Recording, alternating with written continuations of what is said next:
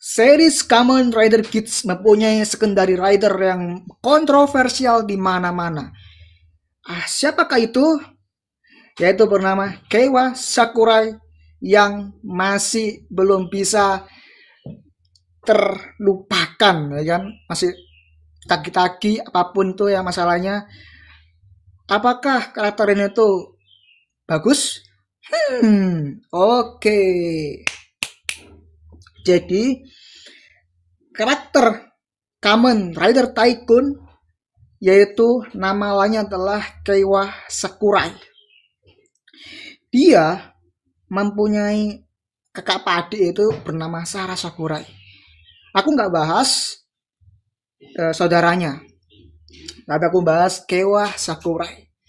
Mengapa Keiwa Sakurai masih belum bisa mendapatkan development karakter, pengembangan karakter sampai final chapter? Kenapa dia tiba-tiba masuk ke kubu jahat? Kenapa dia tiba-tiba jadi seperti Kaneki, ya kan? Kenapa seperti itu? Nah, jadi alasannya atau asal muasalnya dari scene ketika debutnya Final Form Kamen Rider Kids 9 pada episode 38. That's right ya. Oke, jadi lawannya itu Suel menjadi Kamen Rider Gezer apa tuh? Gezer Suel, ya kan? Versus Kamen Rider Kids 9. Siapa yang menang? Ya Kids 9 menang karena debutnya, ya kan? Dengan sinematografi yang luar biasa itu kan. Wah, keren kan. Lalu dengan mudahnya Suel kalah. Jika Suel kalah, Suel itu mengambil Vision Driver, lalu dia mengatakan, nggak tahu kalimat apa gitu, aku nangkap cuma dua, yaitu dua kata, utopia atau distopia. Itu seolah-olah dia seperti menakut-nakuti UQS atau Kamen Rider Kids ini, atau seperti menghantui, seperti menteror, seperti apa ya, lo akan mendapatkan utopia atau distopia ke depannya. Nah, itu masalahnya, ya kan? UQS harus menjaga kualitas dari gamenya atau game Desire Grand Prix-nya. Apakah lo bisa menjaga atau tidak? Ternyata dari karakter Keiwa Sakurai ini berubah menjadi jahat karena Sara Sakurai mendapatkan musibah. Nah, musibahnya apa? Musibahnya itu yaitu Jito dan Beroba bekerjasama, dia saling berdiskusi, saling kayak membuat strategi, ya kan, untuk mengambil atau menghancurkan, mematikan si saudara kakak kandung atau adik kandung itu, lupa gue kan, supaya jadi fitnahan, ya kan. Jadi itu pakai membunuh Sakurai, si Jito pakai Jamato yang berevolusi, lalu si Sara Sakurai kayak pakai tameng ini lobang ini ya, tutup itu ya, ada itu gila itu, entah tuh lucu atau gila. Itu dimana banyak meme-nya itu kan, ya kan? Aku tahu itu, gue tahu banget senang seperti itu. Satu, dia menjadi dimakan oleh Jamato dan ada suatu pohon Jamato juga tuh situ. Nah, ya. Terus Keiwa Sakurai, lalu yang dapat lokasi tersebut, dia marah. Dia marah ke siapa? Harusnya dia marah ke Jito atau Beroba. Tapi dia marah ke siapa? Ke Bava. Jadi setelah dia mati, Bava datang seolah-olah yang membunuh Sara Sakurai adalah si Bava. Padahal bukan. Ya kan? Padahal bukan. Tuh seperti kayak fitnah lah. Jadi fitnah. Nah, jadi itulah masalahnya. Keiwa menjadi jahat. Dia depresi, desperate, ya kan, di malam-malam hujan, terus dia menjadi, ya kan. Nah, kenapa Keiwa menjadi? Ada dua sisi Keiwa di situ. Nah, kita flashback lagi ke Winter Movie Kiss dan Revise. Di situ dia ada si salah Kamen Life atau Evil ya, si Daichi Garashi itu itu ada dua sifat Keiwa Sakurai. Kenapa kok ada konsep di revise lagi, dimasukkan ke Kamen Rider Kids? Kenapa pakai gitu-gituan? Kenapa? Haruskah seperti itu? Menurutku tuh agak nggak kenapa harus ada konsep seperti itu? Kenapa? Gue tuh bingung. Gue Takashi tuh bingung kenapa masukkan hal seperti itu konsepnya. Kalau konsepnya ada dua iblis, gue tahu. Ketika final debutnya Kids Nen tuh ada dua sisi UQS kan, ada sisi gelapnya si UQS dan si baiknya si UQS. Dan itu harus melawan si gelapnya UQS. Itu baru masuk akal. Tapi ketika Keiwa Sakurai, si karakter satu itu nggak masuk akal. Nggak masuk akal. Waduh. Ya kan? Keiwa Sakurai. Ya kan? Terus dia melawan Bava dengan Commander Tycoon Bujin Sword. Dia membalas dendam kepada Bava. Soalnya ada meme-nya tuh kan, wah ada ini membeli banteng atau kerbau, ini kayak Bava ya kan, meme-nya banyak sekali.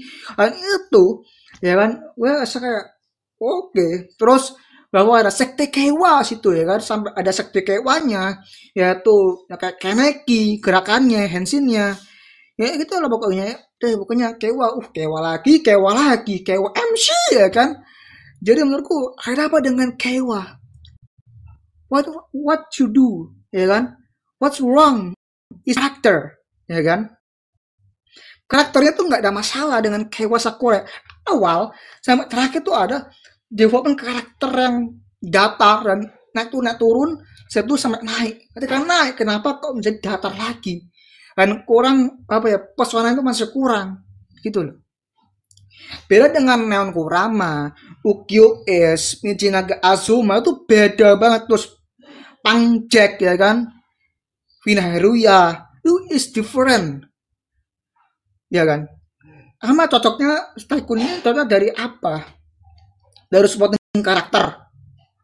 Jadi apa itu cuman sebagai penengah aja, karakter penengah, atau harus mati Tycoon ini ya kan. Seharusnya karakter Tycoon menjadi jatuhnya bisa development lagi, bisa dikembangkan lagi di pertengahan cerita. Begitu, di pertengahan cerita. Berarti debutnya final form Commander Kids Nen berarti di pertengahan cerita. Itu adalah poin pertama ya. Poin pertama adalah debut dari final form Kids Nen adalah harus di pertengahan cerita, bukan di episode 38. Untuk menghasilkan seperti itu, misalkan lebih bagus lagi karyanya atau ceritanya. Atau poin kedua adalah debutnya tetap di episode 38 tetapi dengan cerita yang lebih lumayan deep ya, lebih jadi kayak soal lebih chaos dengan Keiwa ya, cara Keiwa yang Keiwa dengan patungnya itu kan, yang patung yang gede itu sampai terakhir tuh kan harusnya bisa capai klimaks tuh kan, tapi entah kenapa klimaksnya masih nanggung dibantai sama OQS sama dan lain sebagainya. Maksudnya bisa lebih mendapat lagi ke belakang, semakin ke belakang semakin bagus. Itu harus diperhatikan tuh ceritanya. Nah, di karakter Tycoon ya, itu menurutku ada scene yang menurutku agak annoying. Ada scene itu agak kenapa jadi begini. Salah satunya tadi apa tadi? Itu Keiwa menjadi jahat. Kenapa nggak di pertengahan cerita? Yang kedua adalah Tycoon, kenapa lo nggak mati saja gitu? Mati di pertengahan cerita. Soalnya Tycoon mati, OQS pasti akan mempunyai rencana berikutnya dengan final form-nya. Tycoon bisa bangkit kembali dengan karakter jahatnya yang luar biasa, bisa melawan lawan Kids Nen. Lawan dulu Tycoon Bujin Sword dengan Kids Nen.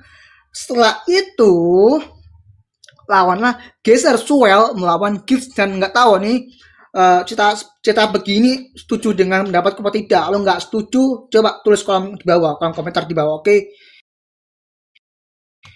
Mungkin kalau lebih rapi lagi mungkin ya Tycoon ya mendingan ya sebagai supporting karakter aja, sebagai supporting karakter, sebagai karakter penengah, sebagai pembantu kayak kayak ini apa sih Zero One aja gitu. Lebih bagusnya seperti itu. Enggak soalnya kayak bikin annoying aja tuh kayak waktu kayak bikin annoying, bikin kayak apa ya kurang berkesan aja bagiku ya kan Tycoon.